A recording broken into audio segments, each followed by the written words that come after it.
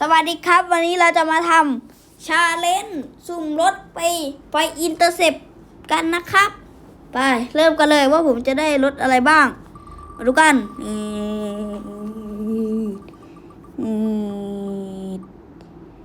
ยูมาสมันเป็นรถสแกนโอเคปิดรถสแกน EP นี้ใช้รถสแกนนะครับเราจะเล่นเป็นแบบนี้แต่ทวิตเต็ดผมกำลังเก็บตังค์อยู่กันนะครับยูมาสเนี่ยมันเป็นรถสแกน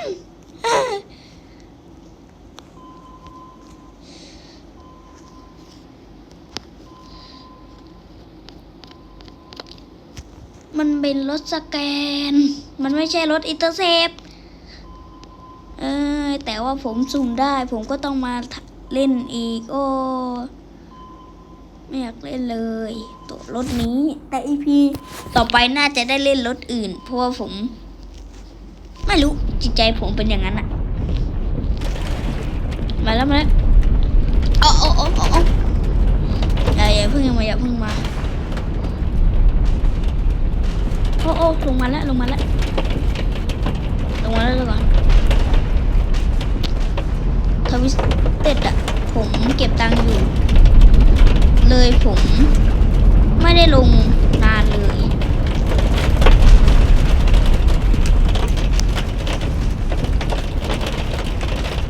คนที่เพิ่งดูผมคลิปนี้อาจจะไม่รู้ทวิสเต็ด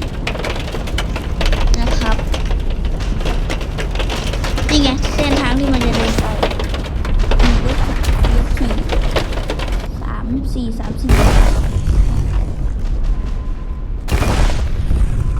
นี่ไงอินเตอร์เซปตุ้งโอเคพวกนี้ไม่รู้ว่ามีอยู่จริงไหม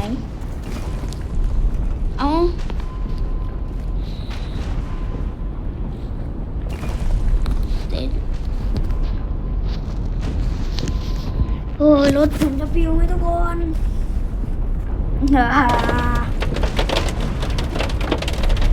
แล้วมันไม่ใช่รถอินเตอร์เซปดาวเจ็บไปแล้วรถไม่ใช่รถอินเตอร์เซป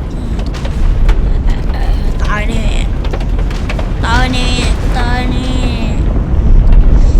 มันไม่ใช่รถอินเตอร์เซปจอดแต่รถไฟไหม้ตุ้มไปแล้วนะครับเดี๋ยวมาต่อ EP 2